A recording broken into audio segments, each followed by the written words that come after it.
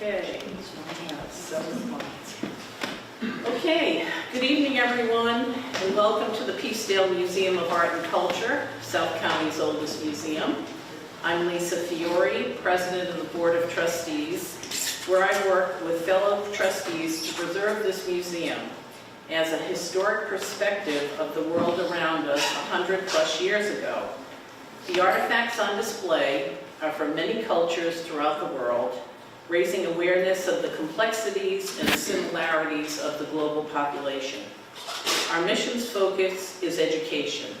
Our talented and engaging Vice President, Mary Cocroft Brown, has developed educational programs for school-aged children that encourages an awareness and piques the curiosity of the world around us. Mary is assisted by fellow trustees, Louise Weaver, Betsy Cook, Linda Hennessy, Jan Rothstein, along with our administrator, Julie Wardwell. We have found that the museum can make a lasting impression on these young students when former students return decades later with their families. Tonight's stellar speaker series showcases our mission of education to the community. This is our community outreach. Kudos to Karen Ellsworth, fellow board trustee, who has developed the speaker series and is our editor and creator of our wonderful newsletter. Every museum speaker this spring has presented new historical material uncovered by their research. The museum's goal is to keep history alive and well. Tonight, our final speaker in the spring series is Kenneth Gardner. Mark teaches U.S. history at Charahoe Regional High School, is a state coordinator for the Rhode Island Model Legislature, and the historian for the Western Rhode Island Civic Historical Society. Tonight's presentation is The Lost Mills of South County. At the Peacedale Museum, we have an affinity to our Peacedale Mill Village. We are grateful to Mark for his research and documentation of 18th century grist mills and 19th century textile mills that form an important feature of southern New England's landscape. More importantly, he teaches students about history. Welcome, Mark.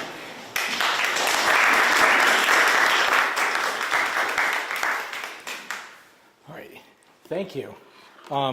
Glad to be here tonight. Like I said, I'm Mark Gardner, and tonight I'm going to be talking about some of the significant rivers in South County and the industrial economy that emerged alongside them.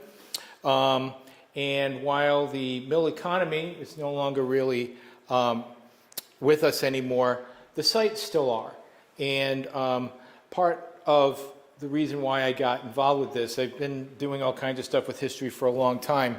But ultimately, I'd like to educate people about those places that we drive by, that we see every day. We may not necessarily know what was there or what was going on or what it was, and to bring some awareness about that. In my job as I've been the archivist and now the historian at Western Rhode Island Western Rhode Island Civic Historical Society, and I've done some stuff. Their headquarters is the Paint House, and if anyone has ever driven by there, it's a very unique looking building. There's no building that I've ever seen that looks like it. And we'll do tours there in the summertime. People will come in off the street, and they come in, take them through the house, tell them all about the history of it. And so many people have said to me afterwards, you know, I've been driving past this place my whole life, and they could be someone who's in their 20s or someone in their 70s. And they're like, I've never stopped in to see what this place is, and I've always wondered.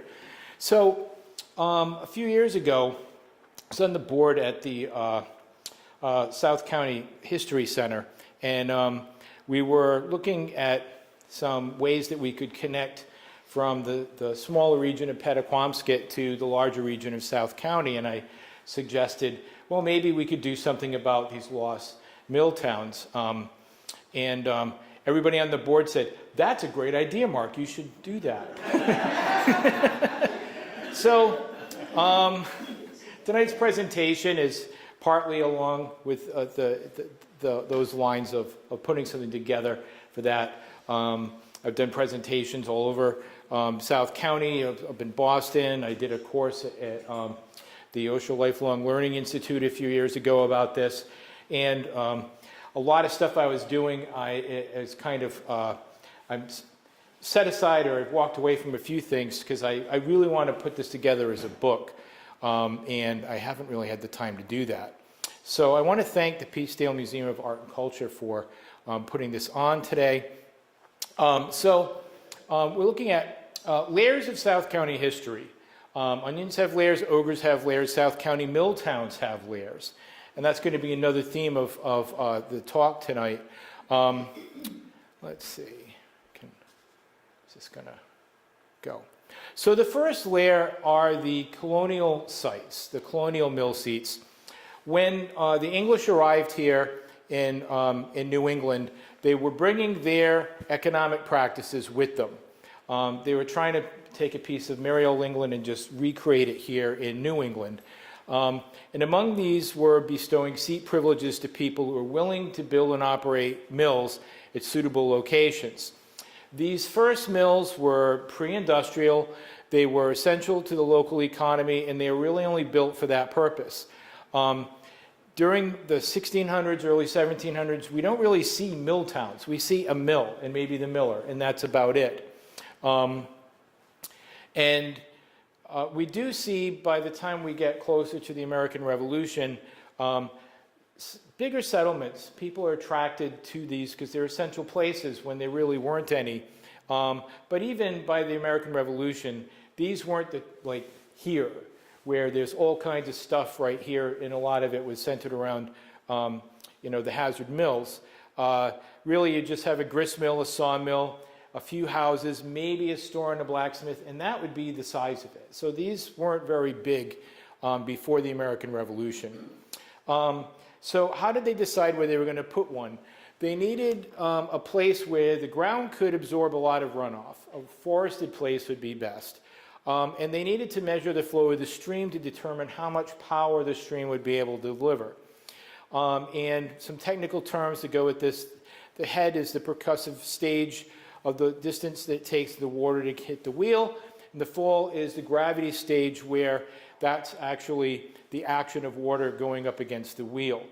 And streams with steep falls could support a series of mills. So here we have over in Hopkinton,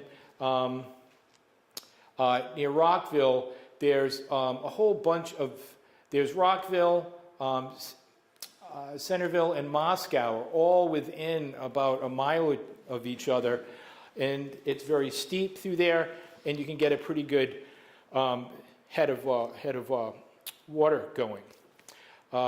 So the millwrights, even though they didn't go to college for any of this, they were pretty good engineers. They had the knowledge to know whether this particular location would be suitable and how to build a mill that would be able to take full advantage of that particular site. So mill buildings, and we're fortunate that we have a few of these mill buildings still around.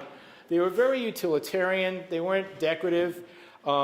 They were just posted beam barn construction, and they'd have maybe a window or two just to have enough light. And they were built to withstand the vibration of the water wheel and the millstone. So there was like two pretty massive things rotating and spinning all the time. And these buildings needed to be able to take that on a regular basis. The dams were important because this is how we store water, especially in the summertime when it might not be raining a lot. It has to be built on a solid foundation and secured to the riverbank. And these were built even more durably than the mills. They had to be, because if the dam went, there goes the mill, and also downstream, if there's farmers and people's houses along the stream, that's all going to get washed away too. They were built of wood at first, and some of the research that I was doing years ago, especially over here at the South Kingstown Town Hall, there's a lot of streams here in South Kingstown that were constantly washing out. Like once a year, at least once a year, one or another would be washed away, and then they would have to hire people to come fix it, and it would be, the bridge would be gone, the dam would be gone, there'd be all kinds of stuff. And of course, the fish that were coming upstream were a very important source of food for pre-industrial Americans or English colonists. So then we had the water wheels. They were first built out of wood, then later they made them out of cast iron. The earliest mills were horizontal, but then here in America, by the time we started building mills here, they were vertical. And so we have the undershot wheel, which is what we see right there. It uses the kinetic energy of the flowing water to spin the wheel. It's about 30% efficient. But if you don't have the height, you're going to have, this is the only thing you can do to run your mill. And it works. But better is the overshot wheel. This uses the weight of the water. You can see the water here is coming from above, and it's pushing the wheel down. And gravity does a lot of the work. It's 75% efficient.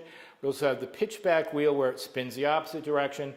I haven't been able to find out why one is preferable to the other.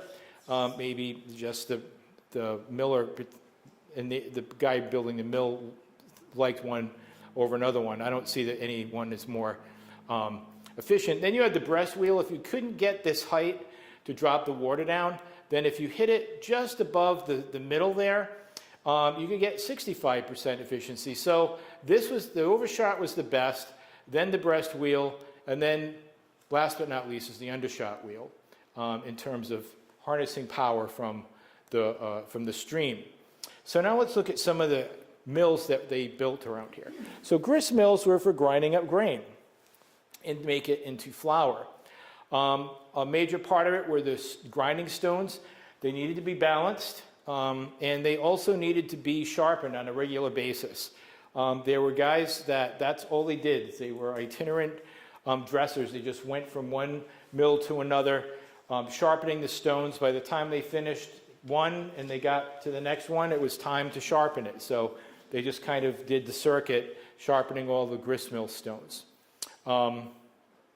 They also had have a crane to lift them, and this I think this is over at Uskapog. But the balance on these things are amazing. I was watching, I think it was at Gilbert Stewart. You know, you can just, you don't have to like jump on these things. They're balanced in such a way that you can pick these gigantic several ton stones up with pretty effortlessly. We are also fortunate that we do have some of the old grist mills are still around. Here's Carpenter's Grist Mill in South Kingstown. Of course, we have Gilbert Stewart House over in North Kingstown, and then the Kenyon Grist Mill over in Uskapog. Iron forges.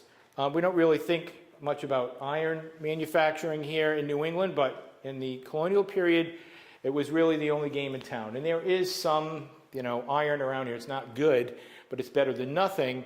And so there were some forges built around here, and they used to make iron bars. They used to make nails. Sometimes they would work the steel iron a little bit more, so they could make steel. They could make tools and hardware and utensils. Brand's Iron Works over in Wyoming is a good example of this. These are the ruins of that from the Richmond side of the river. You can also go on the Hopkinton side and see the backside of all this in the mill pond. Sawmills, very common in this area, both before and after the Industrial Revolution. These are very primitive. There's not much to a sawmill, really. You've got the mill, and it's just a roof covering it. For the entire colonial period, they were just up and down sawmills. Here's what that would look like. So you had to have a platform. One guy would be up here, another guy would be there. Another way you could do it was to dig a pit and have one guy down in the pit, another guy up on top. Here's a few sawmills. There was one over in Glen Rock, Rodman Sawmill, over behind where Peter Potts is today. And then the Narragansett Indians ran a sawmill in Charlestown for over 200 years, and the ruins of that are still there. And there's a bunch of other sawmills around too. But This is probably one of the better preserved ones, is the Narragansett one. And of course, we had shipwrights, people building ships. You could build some ships in Saunderstown. There were people building them as far up the Pawcatuck River as Potter Hill. And they didn't really use mills, but they liked to be near blacksmith shops and ironworks if they could, so that they could take advantage of those workshops when they needed the tools to be sharpened or they needed material. And as I just said, we really only had this part of the Pawcatuck River. It doesn't take very long before you don't have enough water to float a ship. And then this map doesn't go this far over, but the Narrow River, which isn't really a river, it's more of an estuary, but a lot of this is navigable as well, so people could build ships there. And we also had fulling mills to prepare woolen cloth and get it ready for whatever you want to do with the wool, to make yarn out of it, make thread out of it. And a lot of times fulling mills were attached to whatever mill was there as well, grist mills, and then later textile mills using the same water source. But this needed to be done if you wanted to make the thread there. In South County had a pretty decent woolen industry and a lot of sheep. I know at one time there were sheep in Charlestown numbered people about 10 to 1. Oh, well, am I going the wrong way? I guess I must be clicking something to going the wrong way. All right, hang on. I want to go this way.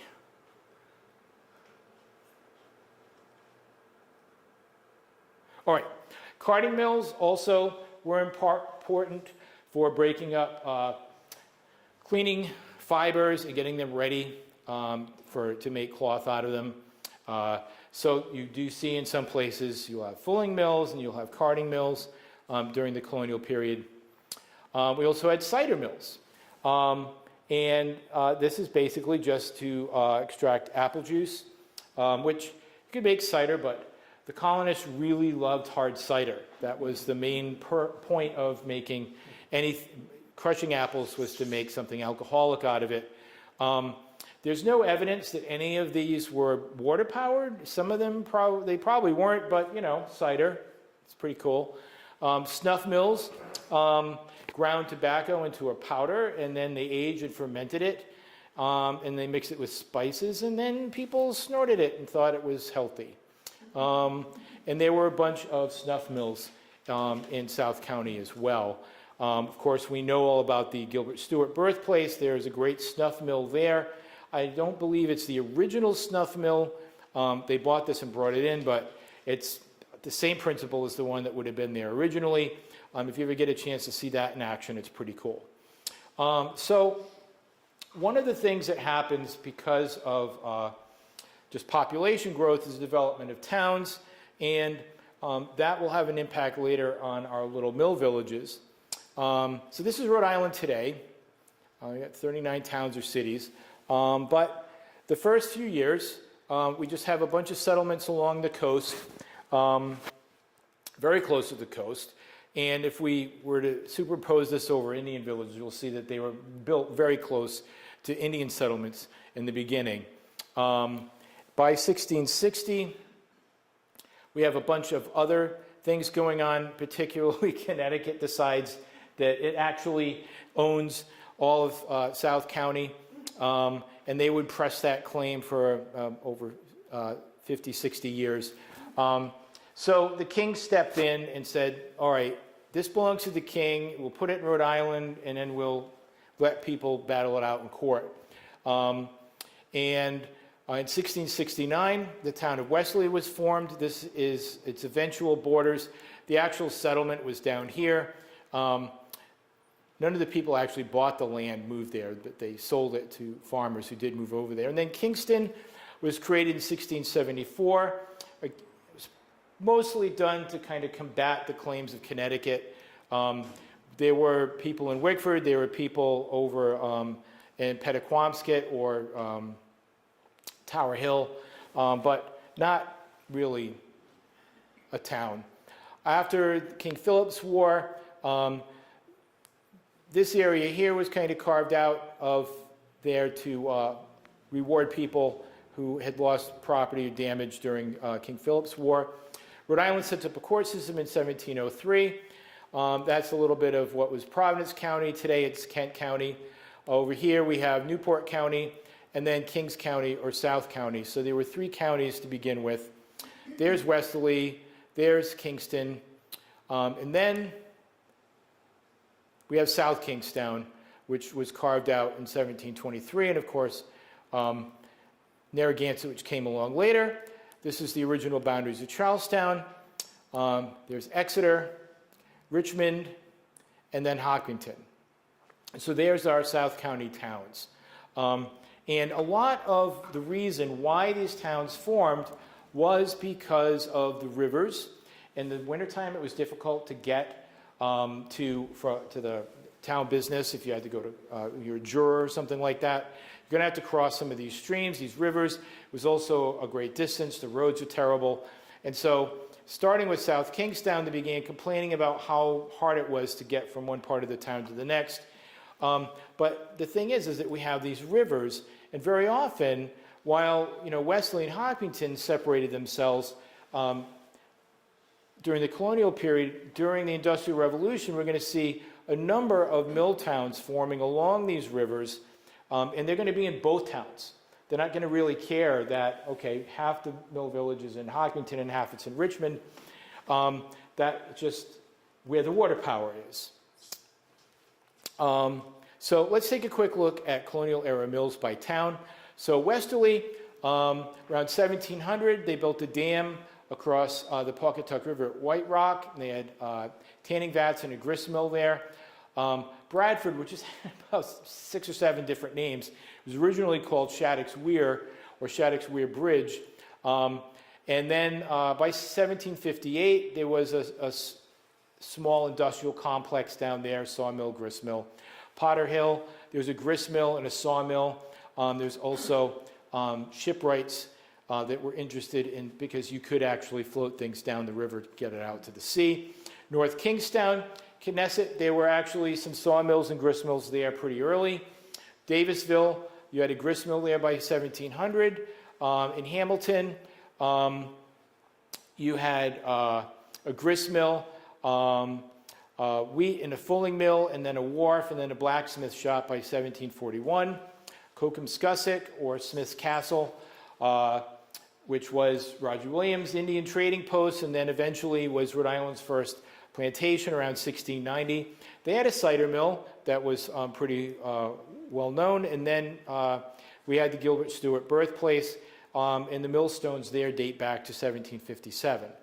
South Kingstown, there was a grist mill in Uskapog by 1796, and then there was a weave shop and a fulling mill added.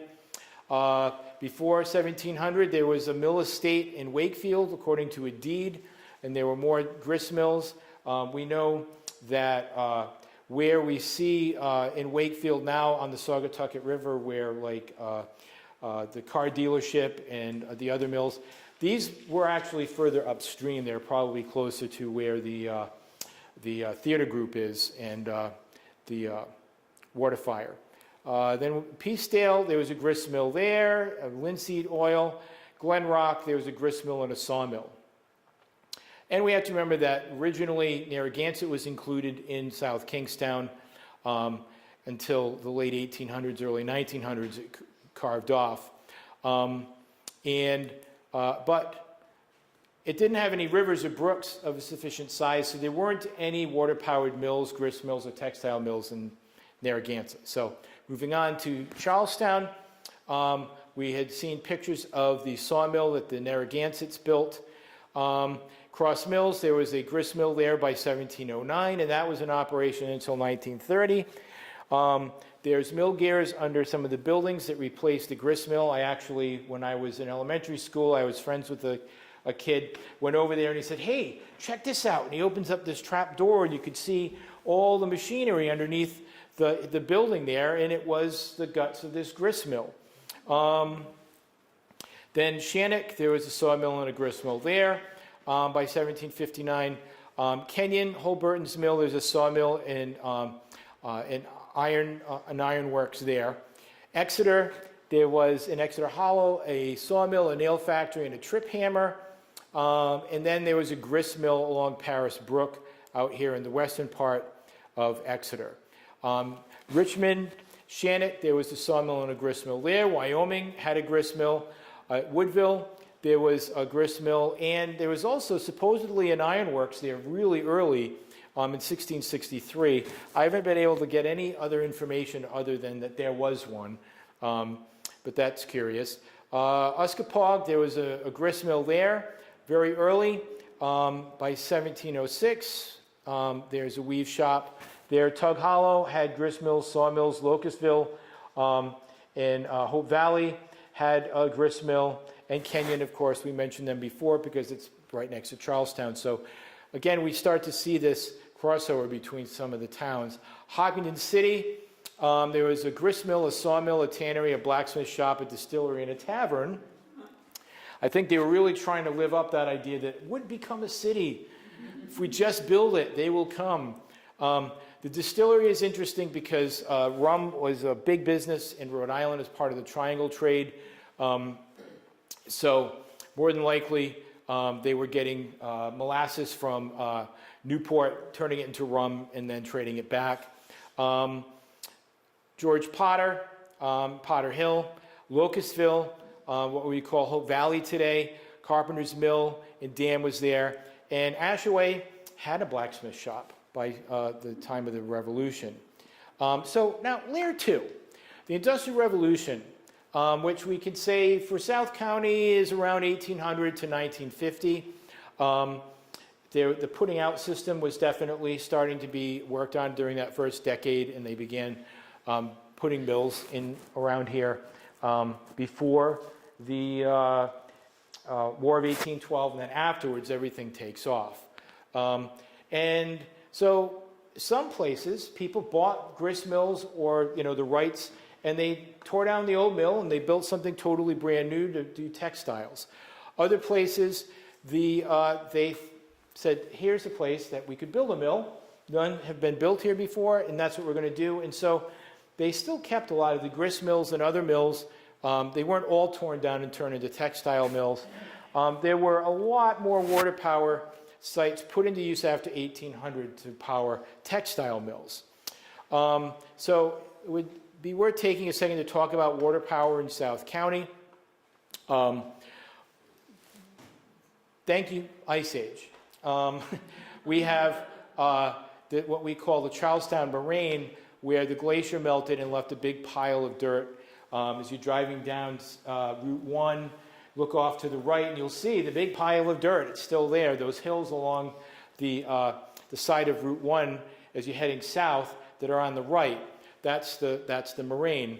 And it kind of traps the water. It really can't get out until it gets down here to Westerly. So a lot of the hydraulics, a lot of the streams are all moving this way. We also, there's a lot of glacial till and debris that was left. We call this kind of like hill country. So there's a lot of places where the water is coming down a pretty steep incline and trying to get out, and it can't get out till it gets over to here. And then we also have a little bit of the Atlantic coastal plain here. So there's some spots here where it's pretty good farm country. It's not too hilly, but there's also not a lot of water until you get up into this area. We also have the railroads, which they have a bit of an effect on mill villages. It was more that the mill villages were there and they connected them with the railroads. But once the railroad is there, it might not be a bad idea to put a mill in somewhere where it can take advantage of the railroad. And particularly the main railroad that went all the way down from Providence down to Stonington in the 1830s. And there's a number of places that kind of pop up along that route. But then we have the railroad going out to Hope Valley. We have the railroad going down to Narragansett. We have a railroad over here in North Kingstown. There's an interesting little spur of a railroad down here in Westerly. So that's That's important too, becomes more relevant later. So what were the textile places in Charlestown? Quite a few, actually. So Cross Mills isn't near much, but it is surrounded by a lot of prosperous farms. The colonial period, they were plantations, but by this time they're now farms. And it's also right next to Post Road, so they had a good transportation route. The grist mill and blacksmith shop continued to operate through this time. Nothing more than that ever really happened there. The Ocean House, Cross Hall was built in Cross Mills. We had the Library Association that they chartered. It went out of business and they built a new library there in the early 20th century. Here's a postcard of that bustling textile area. Well, no, this bustling grist mill area. It's what it looks like now. This is where most of the business was taking place. Building is still there, but it's been renovated quite a bit. There's Cross Hall, the library, the Baptist Church, burial ground, which is considerably older than the church is. Then, of course, down we have the marina down the road from there. We also have King's Factory. There was a mill built in 1831 to manufacture kersey or Negro cloth. We don't know where this was. It was sold to John Congdon. He continued to manufacture. So it was probably business for maybe 15 or 20 years, but there's no trace of the mill, any mill houses or a mill pond. So we're not exactly sure where that was, other than that we have the road name, King's Factory Road, which suggests that there was definitely some kind of a factory there that Dan King built. And we have the Indian sawmill, which we talked about a little bit before. And then there was also another sawmill that was in operation not very far from the Indian sawmill, Old Mill Road sawmill. So here's Sawmill Pond Road. The mill is actually located right here. You can see there's a little bridge there when you drive through. And the sawmill is over here, just up the road from there. Is that accessible? No. I'm like, I bet this is where that is. And so I kind of walked over there and took pictures of it. And then I realized, I think I'm standing on the edge of somebody's yard. So I beat feet after I took a few pictures. But there's still enough there. You can see that there's definitely, the sluice way to run the water to operate the saw. It's pretty cool. It's the best preserved sawmill I've found in South County. Nearby there was Tucker's Shingle Mill. It was built in 1833.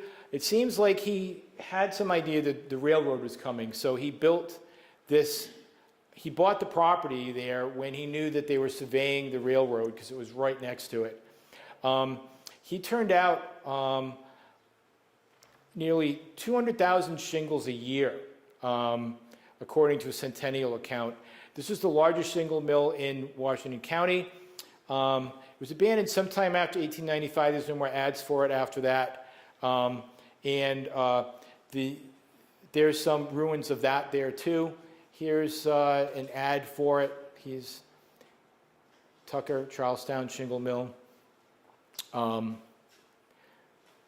This is what a shingle mill might have looked like. A little bit more complicated than a sawmill. And we're looking, it's right over in here. You can see it better on Google Maps. There's a dam here. It's created this pond, which doesn't really have a name, although I've seen it called Ice Pond in a couple of maps, but it doesn't seem to have a name. DEM doesn't seem to know that there's a dam there either. And you can see it on Google Maps, so you can kind of get into it through here. There's a road that goes here. The road used to go across the railroad. You can't cross the railroad anymore unless you want to live dangerously. And then over here is where the actual sawmill was. The road getting out there is actually not very passable a lot of the year because it looks like this.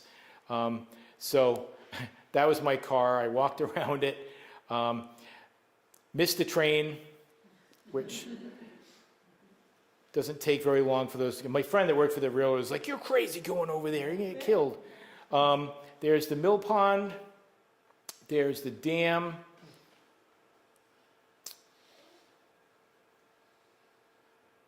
That's my GPS on my phone, so I could make sure I was in the right spot. It's pretty bucolic. There's not a lot left to it. I've been meaning to get out there in the wintertime when there's less foliage and try to see if I can get better pictures. But there's definitely a sawmill there and a dam. It's not in great shape. Hopefully it doesn't break. All right, let's move on. So Charlestown had a lot of mill villages along the Pawcatuck, sorry. Holburton's Mill in Kenyon.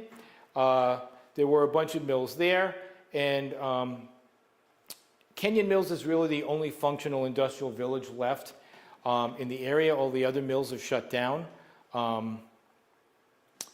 There's an engraving of it. Some mill houses. This is from the Providence Public Library. It has some great photographs from the late 1930s and 1940 of all this. So it's a pretty big campus over here.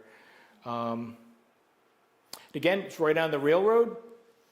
Probably not a coincidence that it worked out pretty well for them, although they don't really use the railroad that much anymore. Kenyon Industries. I was over there on a Sunday, kind of walking around, taking pictures of it. But I did attract the attention of the security guard who came out to kind of shoo me away. But then it turned out he was a former student of mine I hadn't seen in years. So I ended up hanging around, talking, walking around. It worked out. He was telling me that they've got a lot of stuff, historical stuff inside that I would like to go check out at some point.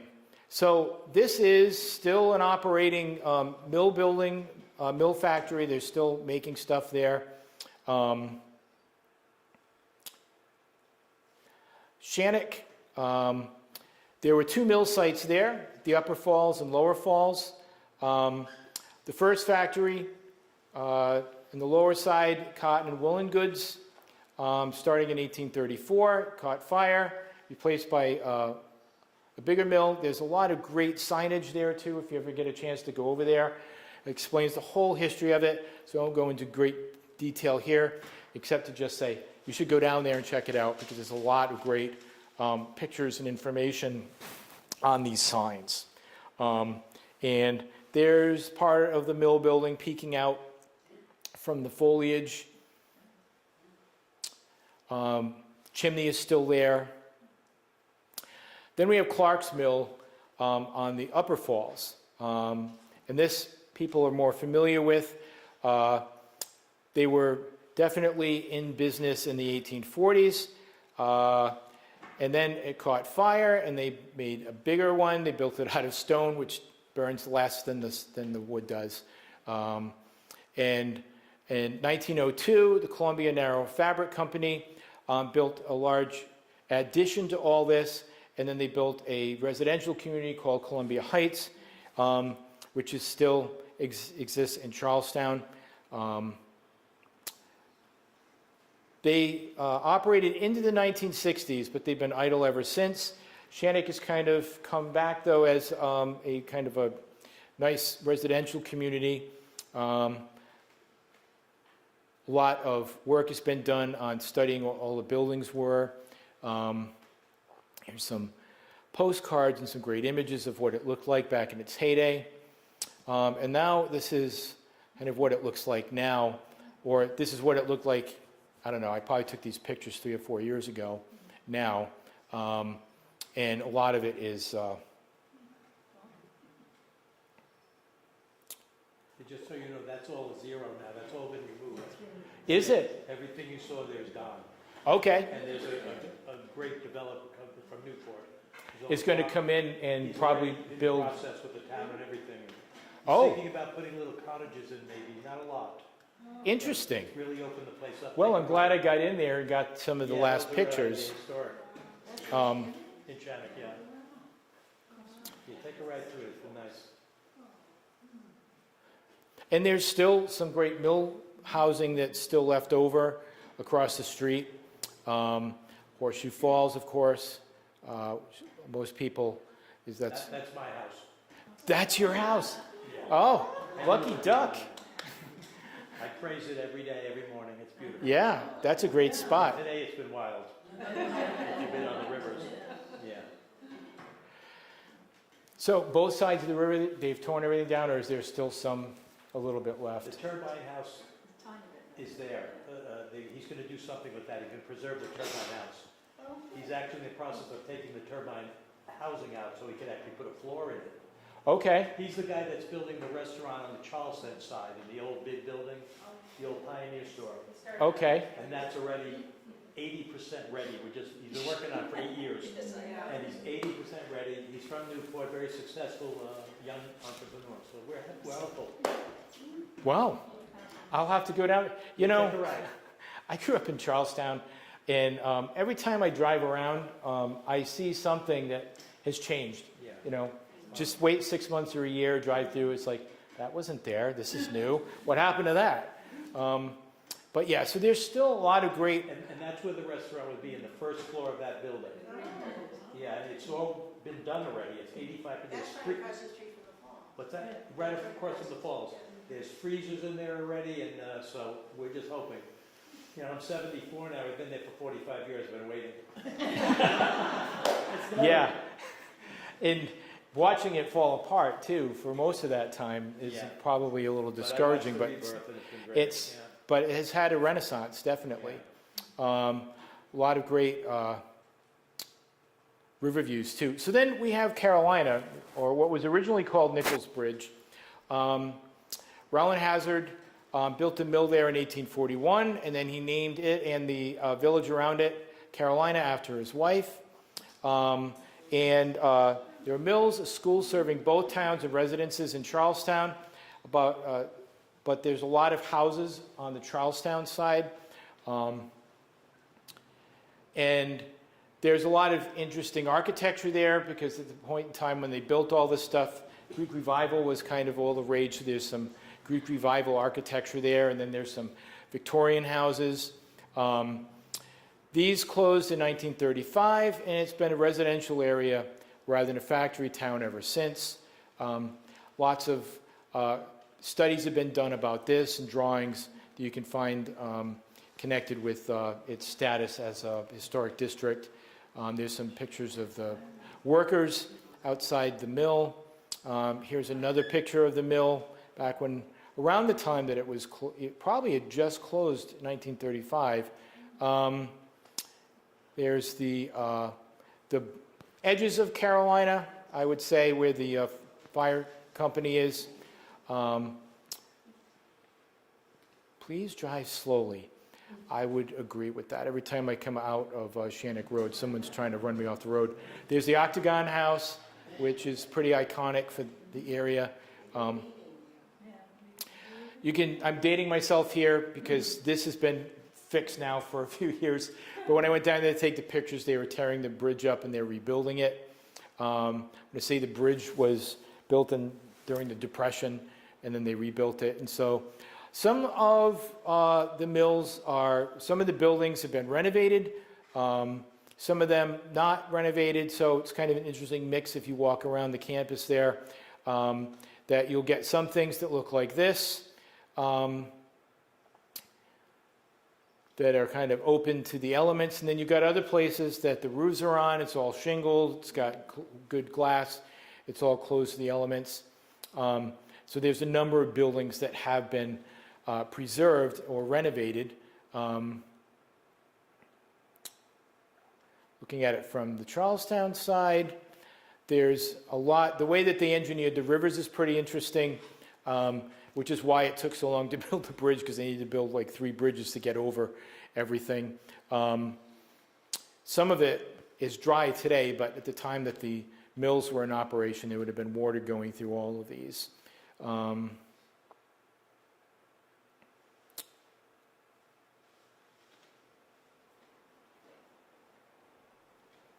Then we have Burdickville, or Browns Bridge, as it was originally called. A few miles downstream from Carolina. I never had more than a few houses, a couple of small mills, and a church. Most of the action was on the Hopkinton side. Started off as a grist mill around 1848. They built a cotton mill. Later in the century, they built a shoddy mill, which isn't reflective of of how well the mill was built. Well, that was the textiles that they were making. They were called the shoddy cloth. Baptist church was on the Charlestown side. The mills and the church are gone, but the dam is there, the power trench is there, some of the stonework, remnants of the mill are still visible. Unfortunately, the best map of it, we can see here's the Charlestown side, and then here's the Hopkinton side, so just pretend that those two maps match up, and you can see what was going on there. But at the time, you can see also that, there's mills going on, and the Baptist church over here. We also had the railroad coming through, and my father, who moved our family moved to Charlestown in 1940, and he said that there were folks that used to get off the train from Shannock or Kenyon. They used to catch the train there, and they would get off the train here, and they would walk through the fields to come over here to work in these mills. Here's a photograph of the mill.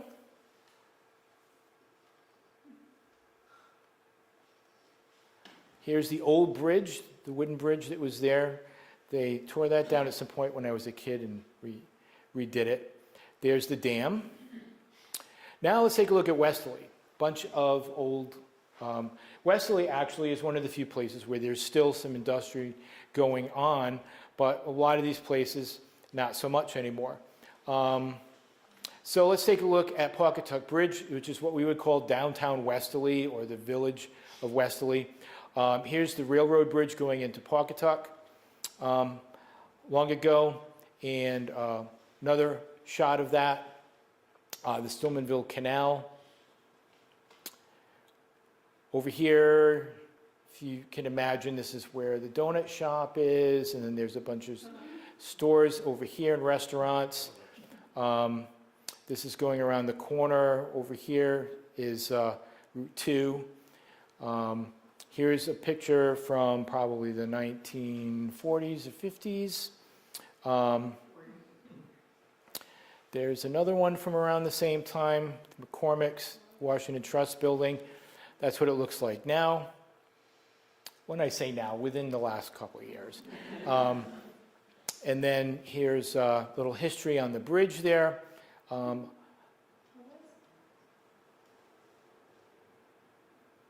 there's further down, talks about how this bridge was built in 1932, but the first bridge, and then they list off all the years that they rebuilt the bridge.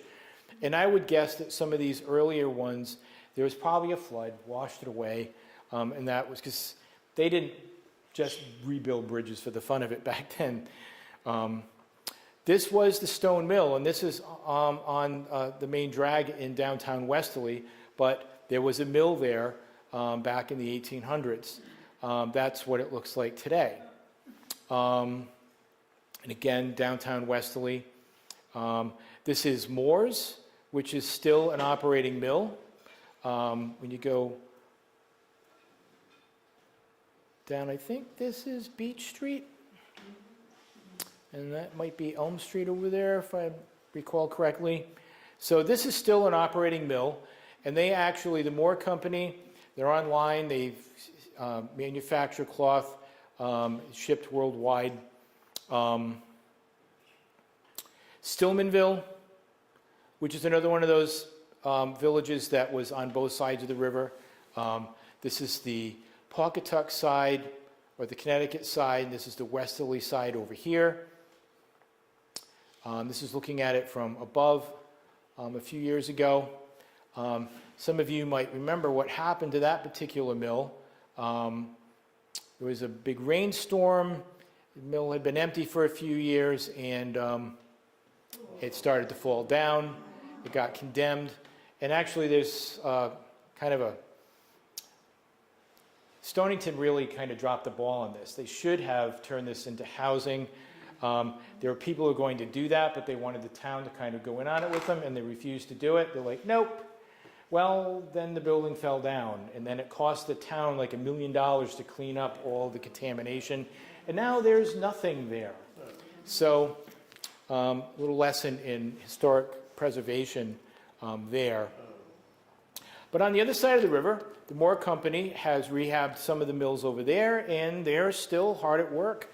This is all textile manufacturing is still going on this side on Canal Street. We have some other businesses that have come into the mills over there. Gray Sale, we'll see similar things over here in Peacedale and Rocky Brook. So I've converted some of these old buildings into successful businesses and tap rooms. Then we have White Rock, another mill village. This is the White Rock Mills Water Twist building. There's another picture of all the people out front. That's a picture of it today. It is still in operation. Griswold Textile Print. They, like Moore's, have a web presence, and this is the cloth that they make there. They're still in business. So good to see that all the mills have closed down. Potter Hill, though. This was I grabbed this off a website when they were still talking about rehabbing this about 10 years ago. And they put together a pretty interesting timeline. It was a great website, very interesting, very informative. Here's some pictures of the mill when it was still open. Again, here's some pictures from the 1940 Providence Public Library photographs. So these pictures, this is just when they think the building was made, not when the picture was taken. This is one of the last times I went down there. This is the state that it was in. If you go down in the wintertime, you can see it a little bit better than in the summer, but there's not much left. When I was a teenager, we used to sneak in there, and it was pretty run down and not safe even then. So it's all boarded up now. And the last that I heard, they're supposedly going to try to raise it all, get it out of there, and possibly take the dam out too. That's one of the little areas of contention there. Some people are afraid that they're not going to have enough water to put their boats in the water after they take the dam out. Then we have Bradford, which was Shattuck's Weir before. Now it's called Dorville in honor of Thomas Wilson Dorr, the Rhode Island Revolutionary. Then it was called Niantic after the Niantic Dyeing Company. This stone building is still there, although that top floor, they've changed the roof line on that. This is what that building looks like now. And then the Bradford Dyeing Association came in, and so the name changed from Niantic to Bradford. And here we can see the triangle roof that they built. And this went out of business about 15 years ago. There was some question about the management of it, and some of the contracts weren't handled very well, and then the place closed down, and they wanted to make an industrial park here. which hasn't happened. And at this point, most of these buildings are becoming very run down. I don't expect that they're going to actually make an industrial park out of this. Something will happen here, but the people that were running Bradford Dying Association, BDA, at the end that have been trying to turn this into an industrial park, I don't really think they know what they're doing. So it's been empty for a while. But it was a very bustling place for a long time. I grew up in Charlestown. I know a lot of people that worked over there. Here's the crossing guard before they had the mechanical crossing. Now you can't cross at all. It's all fenced off. And then we have the village of Bradford. A lot of mill housing still down there. Then we have Hopkinton. Lots of lost mill towns in Hopkinton. Some of these are, they're still there. There's still houses. There's a few places where there's still some manufacturing going on. These are the mills in Hope Valley. This is Nichols and Langworthy. This is looking at it from the Great Heights over there. There's still some, this building is still in use over here. It was Green Plastics, the Coastal Plastics. I don't think they have a sign anymore saying what the business is, but I see cars that parked out there, guys getting out to go into work.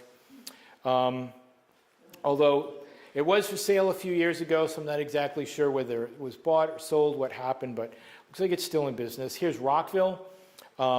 This has been rehabbed into apartments, I believe. This is the Moscow Mill. And yeah, there's still, yeah, this is all residential now, I believe. Here's another mill building that has been turned into either a house or some apartments. And I showed you guys this before. There's just there, you can put a lot of mills into a short area here just because of how steep the drop is. Locustville and Hope Valley. I think this is your outfitters, Uri Outfitters now. This is the Laureldale Mill in Ashaway. Ashaway Wine and Twine, which is still in business today. Actually, they're on both sides of the road, and there's some buildings here near Route 216, and then further down the road, there's a whole other set of buildings. So they're still doing okay. Lost Mill Towns of Exeter. So we'll start with Millville, which is located right here. There were some sawmills and grist mills further to the west, but we're looking at the industrial period now, so we're not going to worry about them too much. So this is Millville. They dammed this brook to make Boone Pond, or Boone Lake, as it's sometimes called. The Roaring Brook they dammed. And that had enough power to be able to set up several mills between the pond and what is today Ten Rod Road or 165. You wouldn't know, though, that there was a mill village there. This is the road to go in there. So I was walking around this area trying to find any relics or anything left over. I have to be very careful, even though there's like a place to walk on the side of the road. The cars are going like 70, 80 miles an hour. So it's a great place to fly a kite and get killed. Go up that side street, and then this is the dam. This is Boone Pond or Boone Lake. It's all, like summer houses and cottages, vacation cottages from, the early 20th century. That was the big thing back then. This is looking at it coming from another direction. So the dam is still there. This was probably the most interesting thing other than the dam that's still left. This looks like some kind of a raised roadway, and I'm going to assume that this was probably a lot wetter back in the 1800s than it is now, and that might be why they built this elevated roadway. Then we have the Congdon Hopkins Mill, and that was right there. So this is West Greenwich, this is Exeter, this is the New London Turnpike. So it was right on the border, okay? And what they made there, I can't tell. I don't know. I've not been able to find any other information about this other than there was a factory there according to this map. I've looked in Cole's History of Washington and Kent County. They don't say anything about it. The Rhode Island Historical Preservation has done a write-up on every single town and city in Rhode Island. They don't mention it. It only appears on this map. Other maps that I've seen from 1855, 1870, 1895, there's nothing there. 1831, though, there was a factory right there. So I used the map, and I found it. There it is. This is like right over the line. There's the barway, and there's the foundation of the mill. It's not a large building, but the ruins of it are still there. So Stevens wasn't making it up. There was a mill there.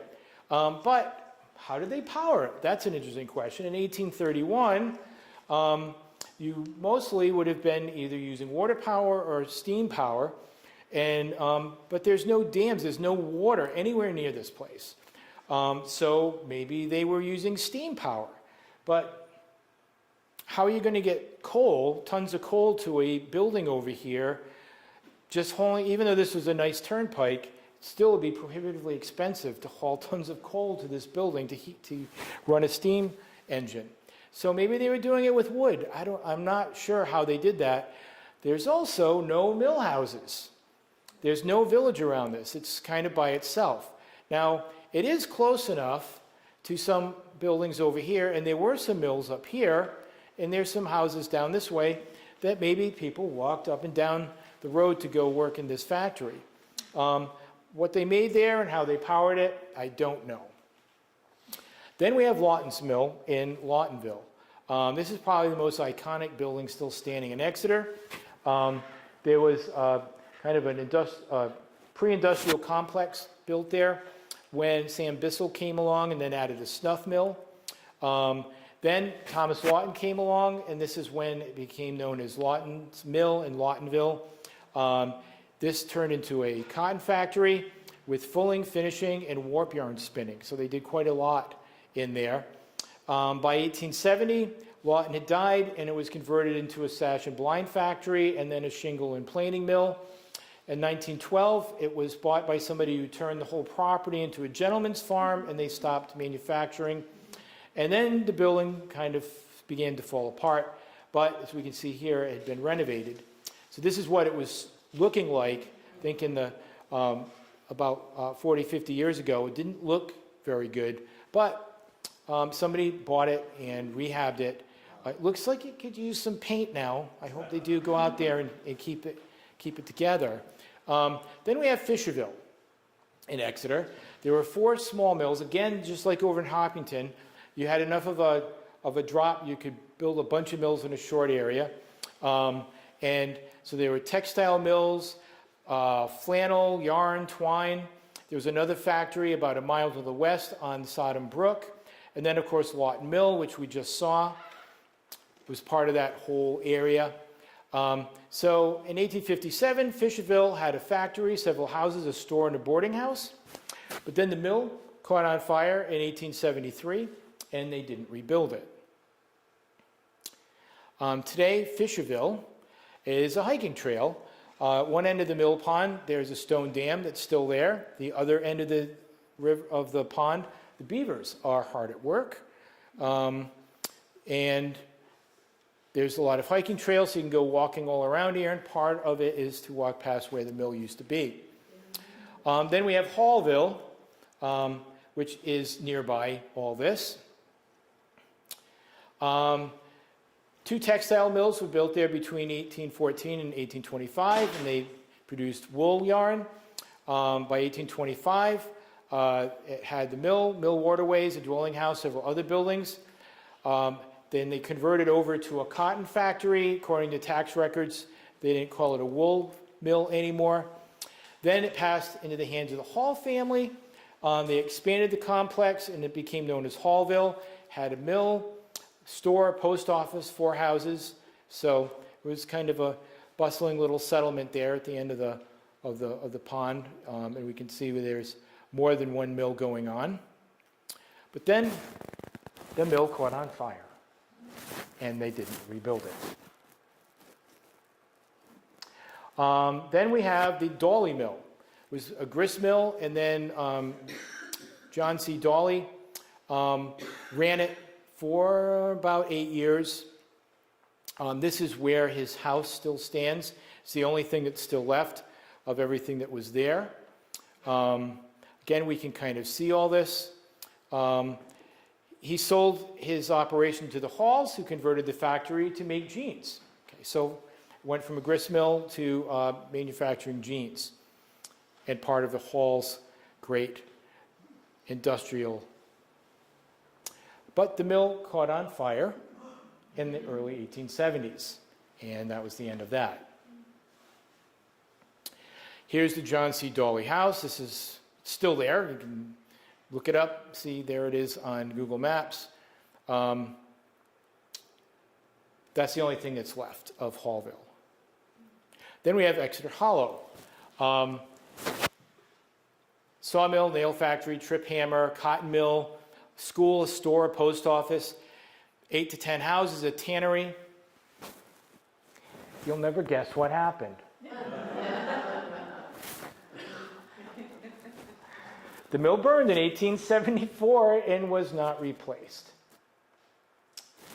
I don't know. I'm not a conspiracy theorist at all, but there's something interesting going on in Exeter in the 1870s. So then we have South Kingstown, whole number of mill towns, some lost, some still with us. Uskapog, here's some old pictures. This is the kayak place, Kenyon's grist mill, Glen Rock. There is a whole series. There is about 7 mills. Again, where the dam is and then where it comes down, they were able to harness all of this water power. And then as it comes down here past Peter Potts Pottery, which was a grist mill at one point. Here's some Johnny Cake Mill box from back in the day. Here's where it went from grist mill to pottery place. There's some of the machinery that's still extant inside the building. There's the water wheel. Mr. Green told me when I went and talked to him that when they first bought it, just to see, they started it up. And they got everything spinning, the water wheel was going, this was going, but it shook the building so bad that they only did it for a few minutes, and they're like, turn it off, turn it off. And it has not started since. And here's one of the sluiceways coming down, made out of wood that's still there. We have Wakefield. Quite a bit that we know about that. Again, here's some more pictures from the Providence Public Library collection. That's what it looks like today. That is a really nice truck, I must say. Here's some pictures. Looking at it from High Street, from up above. The Wakefield Mill, a lot of different businesses in there. The water company, screen printing, Harrah Gallery, Ortho, Rhode Island, a church. The day I went down there to do this, Harrah Gallery was closed, so I can only take pictures when I have gone a number of times that they've been open, though. Here's the water company. You can see the old mill and some of the newer mill buildings. Here's Rhode Island Ortho.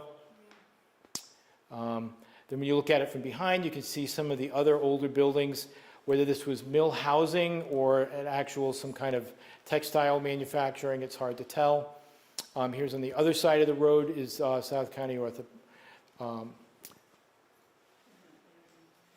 There's the dam.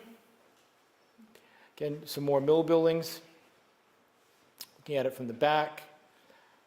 Paul Massey, Chevrolet. There's the original car dealership that came in after the mill closed. They have this picture inside. It's pretty cool. And then across the street we have, there's still manufacturing things over there, glass, Peacedale, and Rocky Brook. Here's some nice pen and ink drawings of campus over here, Hazard Mill. That might look a little familiar.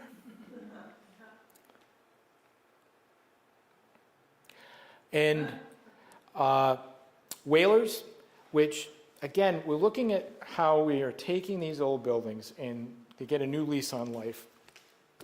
About 20 years ago, I was working on something with Pettaquamsett Historical Society called Lost South Kingstown. I don't know if any of you have read the book that came out of that. I wrote most of the chapter on Wakefield. And Chris Bickford, who was the executive director at the time, he was trying to get me to do Peacedale, but I was also teaching full-time and working my master's degree and doing this, so I kind of begged off on that. But I did walk around Peacedale and take a bunch of pictures, and I have to say, at that time, 20 years ago, Peacedale wasn't looking so hot. It was pretty run down. There was nothing happening over here with the mills. The neighborhood was kind of sketchy. It was not great. It didn't look like much was going to happen in the future. But Palisades has made a great turnaround. And here we have Whalers, which is kind of a very popular place for people to hang out, drink some beer.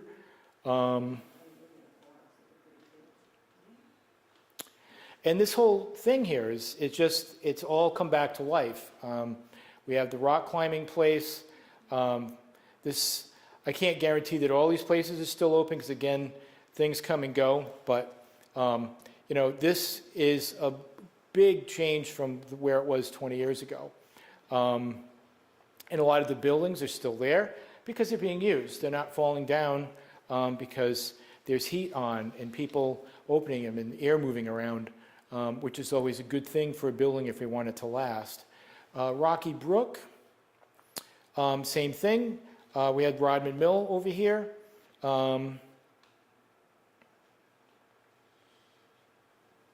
And what it looks like now. And same thing, there's a whole bunch of different businesses in there. Some textile stuff, Kenyon Embroidery is over there, but also plumbing and auto parts and a brewery and a distillery, which is kind of neat. Went in there one day and they had live music and food. This threat, if you take your beer past this point, you're going to have to face off with Vinnie Barbarino. And I'd be remiss if I didn't just mention that there was an attempt at building some kind of a mill in Kingston and Biscuit City. This is the ruins of the building. It didn't really do so well. Then, of course, we have South Ferry in Narragansett, which I had mentioned before. There was no rivers there because there was no textile, there's no colonial mills because there's no rivers. But by the time we get to the 1840s, we have steam power. So South Ferry looked like this in the 1850s, pretty bustling mill. James B.M. Potter bought all this and built this pretty decent-sized mill over here. It was very successful before the Civil War. Of course, South Ferry, which was one of before they built the bridge, that and there were a couple of other ferries as we go up the coast. That's that exact same place today. It's all part of URI's oceanography campus. Last but not least, we have mill towns in North Kingstown. And there's a lot here. We're not going to talk about all of these. A lot of them, there's not much really to say about them because there's nothing there. Like a lot of these places are completely gone. But some places are still there. Wickford, of course, is still there. And there was some manufacturing that took place in Wickford. At one point, it was going to be a great port, but apparently they were asking way too much money from people for the property, and so it never really took off. But there was some manufacturing in Wickford, a little, not a lot. Davisville is the Reynolds Manufacturing Company. 1889. Davisville Mill. Belleville. This is the Belleville Mill at its height. And they tore that down in 1950. Annaquatucket,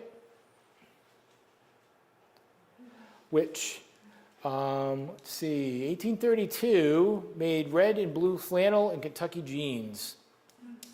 And this is probably one of the more romantic ruins that we have in North Kingstown. Then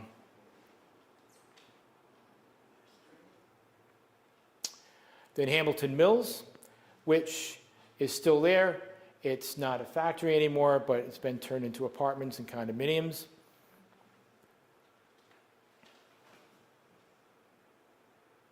So again, another purposeful rehab of some old mill buildings. Rodman Mills in Lafayette, back when they were still manufacturing. Today, it's a multi-use site. There's, I don't know if I got close enough to take a picture of the sign there. Yeah, okay.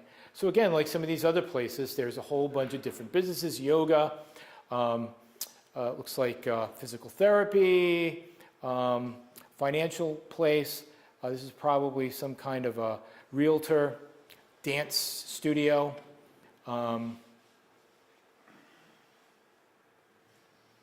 That building is still in great shape, again, because people are using it. And there's several buildings there that they are all in use, so they're still there. Here's the Narrow River watershed. We looked at that before, but that we could see where there were a number of, we had Shady Lee, Gilbert Stewart, Silver Springs. Again, that's no longer with us, I believe. It's a fishing area. And there's some signage telling us a little bit about what used to be there. Nice pond.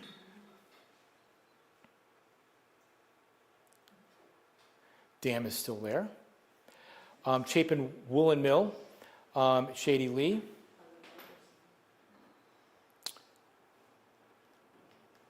And Shady Lee today is an artist colony, which is pretty cool. I know at some point in the next month or so, they'll have their big open house. I always try to get down there for that earlier rather than later in the day. It's pretty cool. Thought that was me for a second because that's my ringtone, but I deliberately turned my ringer off before I started. Okay. But yeah, so there's still a lot of really cool stuff going on in this mill. It's full of artists doing all kinds of great things. And again, this directory, I know probably isn't accurate anymore because there's always people coming and going. But there's a lot of great artwork on the wall. Even if you walk in there when they're not having an event, it's a great just walk through just to see all the art that people have hanging up. Beautiful reuse of a building.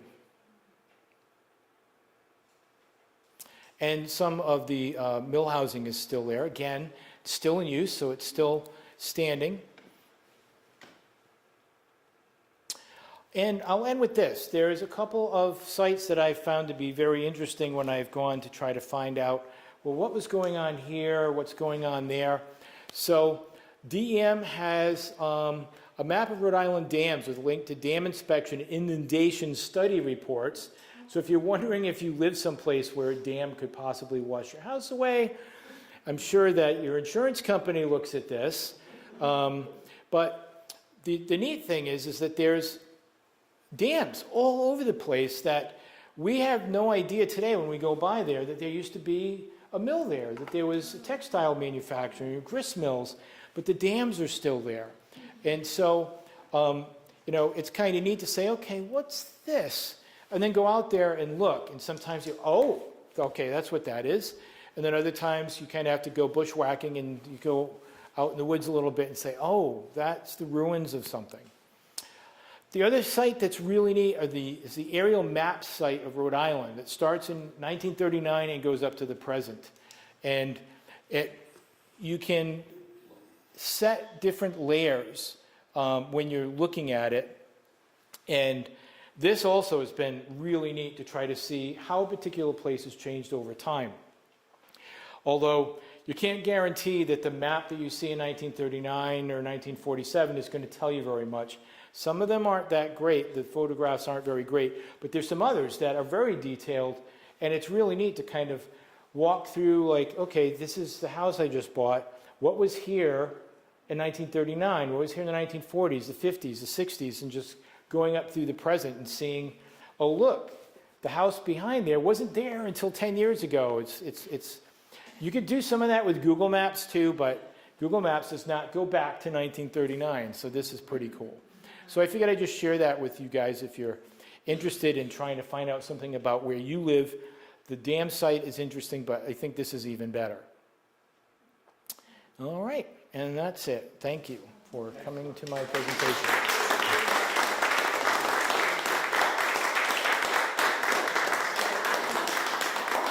And Questions from Art? yes, Who renovated a lot of these big buildings in Wakefield and Peacedale, like, that house all these businesses today? Are they private people, corporations? I'm just curious. well, there's two revenue streams that you could do. And they come from different places. So you can turn things into residences, or you can turn it into mixed use with businesses. And there's grants available, and so a developer will come in and say, look at a place and decide, well, would this be better to make residences out of, or would it be better for mixed use? And depending on which one they go with, they usually will apply for some grants. There's often tax credits that Rhode Island offers to do one or the other or both. And exactly who does it, I'm not 100% sure who did it, but I do know that they kind of look at a place and then they decide, is it going to be residential or is it going to be mixed use? And a lot of towns also work hand in hand with the developer that might be doing that. And especially if a town doesn't have enough affordable housing, they will kind of be, you know what, let's go residential with this. I know that a lot of the mills in, let's say, Coventry, that's how Coventry has addressed a lot of its housing problems, is by taking mills that would probably have been torn down and turning them into housing with varying degrees of success, if you've followed the Harris Mill. But some of these are they're really nice places now. But yeah, that's usually one or the other, and they get, a lot of it has to do with the tax breaks and grants that they can get to try to ameliorate some of the cost of rehabbing it. Any other questions? What's a fulling mill? So a fulling mill was where they take the wool and they want to try to remove not all the lanolin, but a lot of it, remove a lot of the dirt. Sheep don't really pay that much attention to where they're going, so there's all kinds of stuff, especially sometimes they just throw the belly wool away because it's not very good.